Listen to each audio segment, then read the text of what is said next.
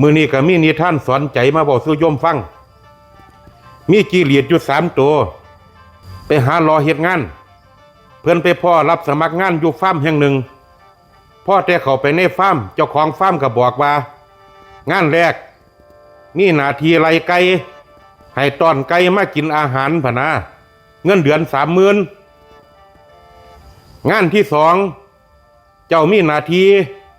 ไล่กับแก่ไล่ขี้เกียจออกจากฟาร์มให้เบิดพะนะอันนี้ก็มีเงินเดือน30,000คือกันงานที่3ก็แค่เจ้านี่เก็บเศษอาหารที่ข่อยกินนี่เอาไปถิ่มเงินเดือนแค่3,000จิ้งหรีดตัวที่1กับตัวที่2ก็เลือกงานต้อนไก่มากินอาหารกับไล่กับแก่ขี้เกียจออกจากฟาร์มจิ้งหรีดตัวที่3นี่เลือกงานเก็บเศษอาหารไปถิ่มพอแต่ตอนแรงจิ้งหรีดตัวที่1กับตัวที่2ก็หายไปเลยมีแต่จิ้งหรีดตัวที่3มาไล่งานตัวเจ้าของฟาร์มก็เลยถามจิ้งหรีดตัวที่3ว่า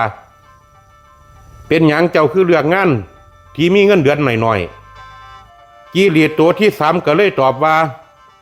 ไก่กับแก่นี่มักกินจิ้งหรีดเป็นชีวิตจิตใจแค่พูดหน้าออกไปก็ถึกมันจิกกินแล้วที่ข้าพเจ้านี่เรียกงานเก็บเศษอาหารก็ย้อนว่าข้าพเจ้านี่หาเงินมาเพื่อประทังชีวิต